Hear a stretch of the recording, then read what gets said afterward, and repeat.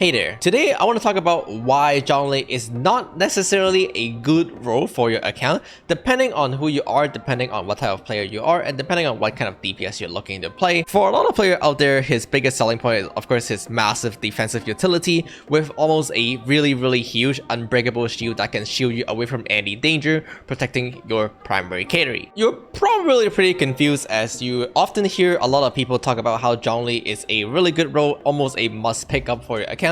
However, when it comes down to the Genshin Impact meta where you focus on the endgame content, you often hear the opposite, which is Zhongli is not really that good of a pickup.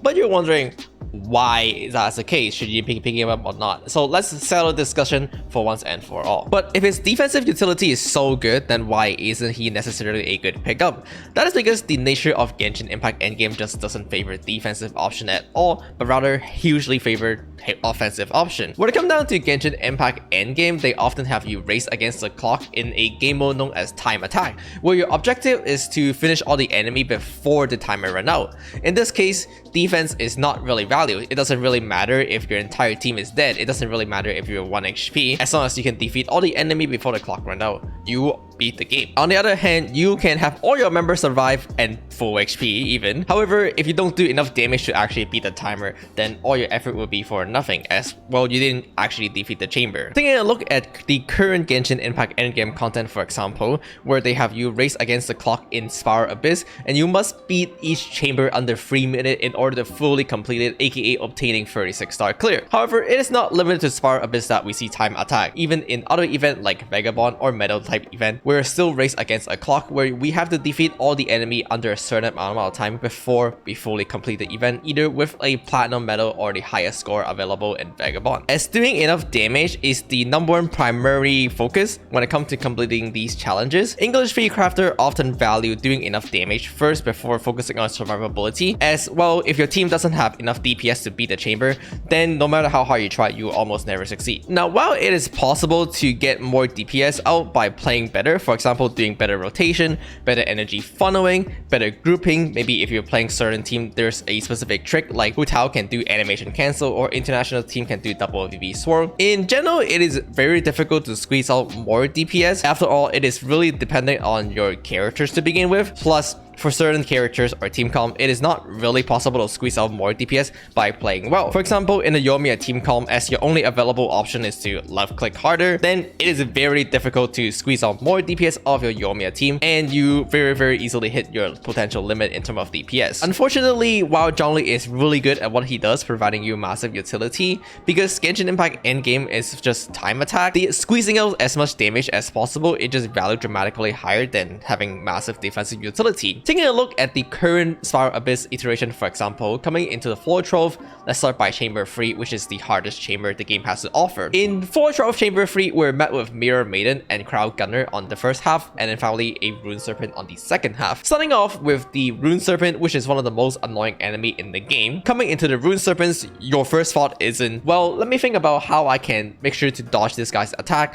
Let me think about how I can make sure to survive this chamber. No, that is not what you're concerned about. What you're concerned about when it comes down to the Rune Serpent is how can I make sure I kill this guy as fast as possible, because he doesn't really give me enough time to DPS him. The Rune Serpent is underground almost half the time, if not more, and doesn't really give you enough DPS window. And so every time this guy come up in the ground and allow you to DPS him, your main focus is think about how you can squeeze out as much DPS as possible before he dig into the ground, and once again, you lose his contact. In fact, judging from my personal experience, the Rune Serpent might as well just be a target dummy that's visible on your screen half the time, because this guy is so busy digging around that he basically doesn't even bother attacking you. And in this case, you really don't care about your defensive utility. Imagine coming into this chamber and casting Zhongli Elemental Burst within that 5-second animation. This guy probably have dug under the ground already. Now, of course, one could argue the otherwise, which is the Mirror Maiden and Crowd Gunner are so annoying that they freeze you and just kind of kill you. In this case, you might really value defensive option. And that is kind of true, but it's only half true in my personal opinion. As the good old saying go, the best defense is to offense. In this case, the best strategy coming into the first half of Chamber 3 is to not actually bring any defensive option, but rather to try to one-shot the Crowd Gunner or even the Mirror Maiden to begin with. Using a grouper like Kazu or Venti, you can group up all 3 enemies enemy together. And then finally, using a really high DPS team like International or Hu Tao, you can easily burst down all the enemy before they get a chance to attack you and freeze you. So in this case, it is true that offense is the best defense. The funniest thing when it comes down to first half of this chamber free is that even with Zhongli's shield, you can actually still get frozen, as Zhongli's shield doesn't prevent element from being applied to you. And so when Mirror Maiden apply Hydro onto you and then a Crowd Gunner apply Crowd onto you, you unfortunately, even with the massive defensive option that Zhongli have, will still get frozen and you still get attacked and your shield will easily break. Now, with the Zhongli shield, even if you get frozen, there's a pretty good chance you can survive because he just gives so much HP from his shield. But a better strategy is probably to just run away and avoid the element being applied onto you, since, well, when you're frozen, you can't really DPS the enemy anyway. There isn't a reason for you to try to squeeze your DPS out by forcing yourself to get attacked when you wouldn't be able to do so anyway. Similar thing can be said about the chamber too, which is offense is just valued much higher than defense. Well, first of all, coming into this chamber, these enemies don't really attack you at all. They do some damage to you once in a while, but in general, defense is not really a primary concern. For example, coming into the first half with the Crowd Hypostasis, there's only two actions that he can take. Either he attack you and therefore his core is not vulnerable and you cannot attack him while he's attacking you, or his core is vulnerable and he stop attacking, in which case you can attack him for free without caring about any defensive option. In this case, you can see that when he's attacking you, your best option is just to dodge, since you can't really attack him anyway. There isn't a reason why you have to tank his attack on purpose. On the other hand, when you do get a chance to attack him, your primary concern is just how much damage can you squeeze out during that attack window, as he doesn't attack you anyway. Similar thing come down to the rune enemy, and I'll be very honest, judging from my personal experience, the rune enemy here just doesn't really attack you at all. They kind of just run away to prevent you from grouping them, which is exactly why you want to be concerned about your DPS, since while it is nice if they're grouped up together so you can do massive AoE damage, sometimes their AI just decide to screw you over to not group, and therefore you will need higher damage to clear the chamber than normal. The biggest thing when it comes down to this rune enemy is that they spend half their time AFKing, and then they spend 25% of their time just doing some random bullshit, and finally 25% of the time attacking you, if that attack even mattered. As well, conveniently, you can actually disable the rune enemy to prevent them from attacking you, and so when they're paralyzed, they just lay on the ground like a target dummy so you can attack them for free. Your concern once again is not really defense when it comes down to just the second chamber of Spire Abyss Full Trove, but rather how much damage you can squeeze out in that short DPS window or within that free minute. And once again, within chamber 2, offense is just value higher than defense. Now, don't get me wrong, this doesn't mean Zhongli is always a bad character to put in your team. There are definitely time and case where Zhongli could be a really good slot in option for your team, and there is definitely time and case where you could pull for him because of that. These cases are specifically namely when you have enough DPS to clear the chamber without probably using only 3 of your party member, then Zhongli could be a really nice 4th slot in option to provide you that massive defensive option just to make your run a lot more consistent and a lot more comfortable. And it's for that exact reason why Freecrafter considered Zhongli to be a luxury pickup, because you need to clear the chamber with enough DPS using only 3 of your member instead of 4 party member. A lot of the endgame Genshin Impact team actually consists of 4 party members that synergize really well with each other to make sure that you squeeze out as much damage as possible. For example, in the international team, we have exactly Child, Bennett, Xiangling, and then Kazu. And you'll realize very quickly that it is very difficult for you to replace any of these members without giving up a lot. Replacing Kazu, lose the VV Shred as well as the grouping capability.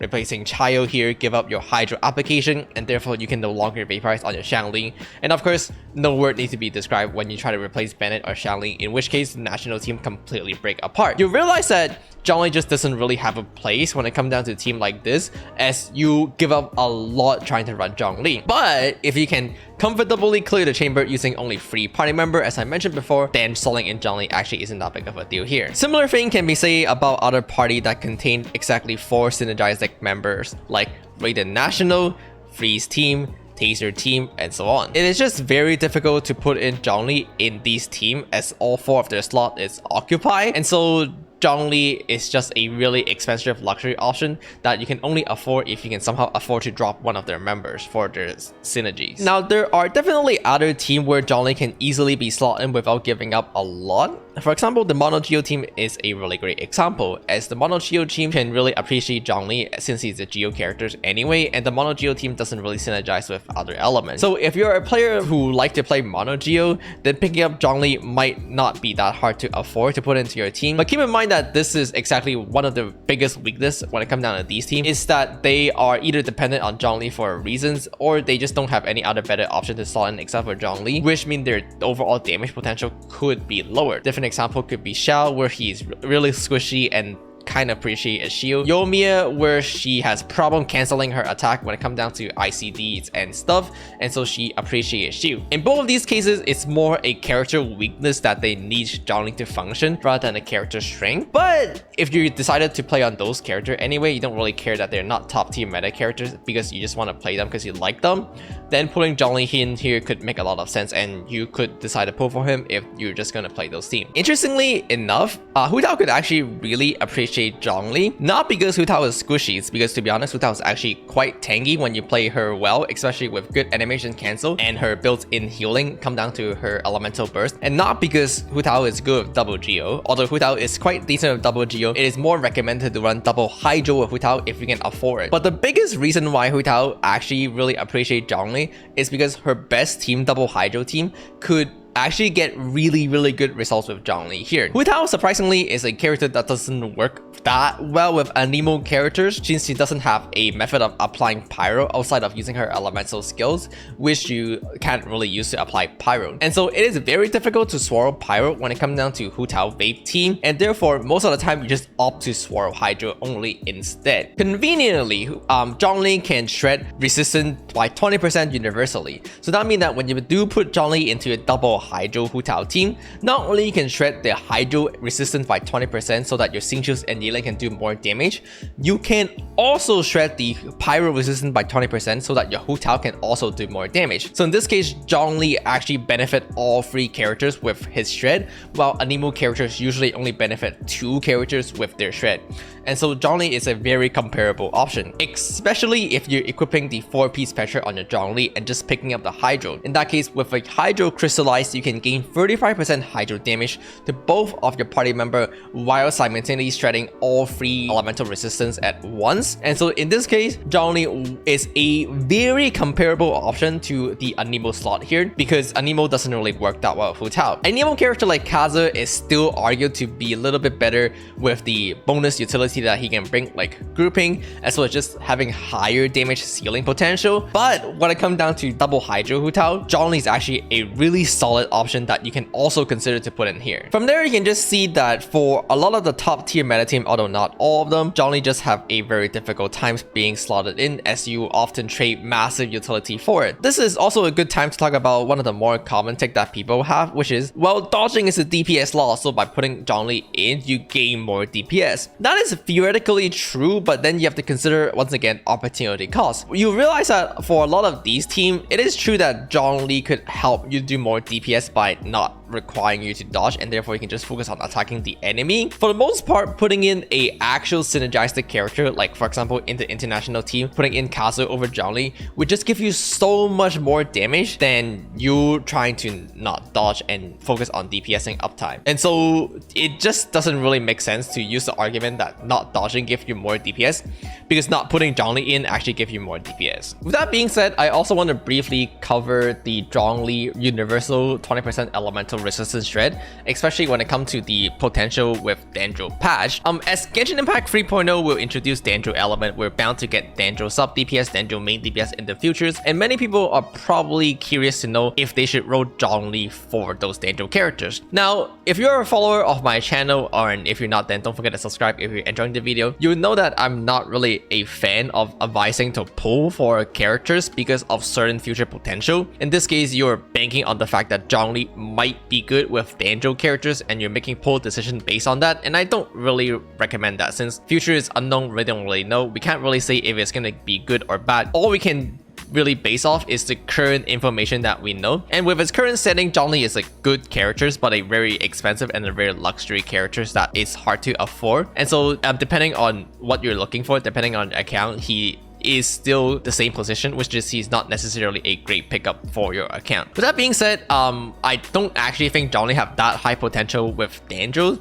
First of all, there is the Dendro artifact that's going to shred Dendro resistance already. With the fact that our only current Dendro main DPS is Tanari, who's going to be a ranged DPS, Zhongli probably doesn't really benefit Tanari that much, since for one, you prefer to run double Electro characters with your Tanari, and then you probably want to bring a Nemo characters, and there just isn't a character slot available open up for Zhongli. Tanari being a ranged characters mean that you're going to be standing at a distance, and Zhongli shred only work when you're in melee range right next to the shield with the enemy, and so you don't actually get the shred on Tanari at all anyway. The Genshin 3.1 patch has been announced on the Genshin Impact Twitter as well. It doesn't look like there will be new Dendro characters being introduced in the Genshin 3.1 patch. Basing your pull decision based on the quote-unquote potential that Zhongli will work with Dendro is highly dangerous, especially with my current hot take is that it doesn't work that well anyway. And so I personally would definitely not base your pull decision based on unknown future pull potential. It would definitely be unfortunate if Zhongli end up becoming a really good option for future Dendro main DPS, but in that case you could just wait for a Zhongli rerun in, I don't know, whenever there's a one in the futures, and that routine is probably better than pulling Zhongli now and realizing that he doesn't work with Dendro, and so you pulled it for future potential that doesn't actually end up working. With that being said, I do think that Zhongli is not necessarily a good pull for pretty much most of the account out there, but it doesn't mean you can't really pull for him. If you have a good reason to pull for him, if you know you can afford him to be his luxury unit, then he could be a good pickup. Maybe you have enough damage already because you have 5-star weapon or even constellation on your main DPS characters, and you don't really have concern about damage, then Zhongli could be a good luxury unit to pick up if you really value that defensive option. If you're playing a character that really dependent on the shielder like Xiao or Yomi, and you just really want to play those characters and you want Zhongli to help you bring out their potential, then Zhongli could be a good pickup as well. For the most part, when it comes down to the Genshin Impact meta, I think Zhongli is not a good pull for many of the accounts out there, especially since we have no way of telling what's the future Spiral Abyss might be, while some people would argue that once you have meet the DPS check, you don't care about damage anymore. The way I like to look at it is that historically speaking, every single Spiral Abyss has been getting harder and harder. While characters doesn't get power creep in Genshin Impact that much, it is undeniable that Spiral Abyss get harder and harder every single patch, and you require more and more damage. Once again, coming into floor 12, the Rune Serpent is a good example where you just really want damage. And it's hard to say if that's going to be the case for Dendro. Maybe Dendro will have defensive valuing Spiral Abyss instead. I find that hard to believe, since Spiral Abyss at the end of the day is still a timer check, it's still a time attack challenge, and so DPS is usually always more or less valued more over defensive option, but you know, that could be a case. With that being said, hopefully this settled the debate once and for all on why endgame Genshin player doesn't value Zhongli that high, and why Zhongli might not necessarily be a good pull for your account. But as always, if you guys enjoyed the video, don't forget to like, comment, and subscribe. Let me know what you think about Zhongli in the comment below. I want to quickly address that this video is of course endgame focus. If you are a player who doesn't really care about endgame that much, then for the most part Zhongli is actually a pretty good pickup, since in the overall world you just kind of want a comfy, consistent time. But with that being said, thank you guys so much for watching. Again, as always, don't forget to like, comment, and subscribe, and I'll see you all next time.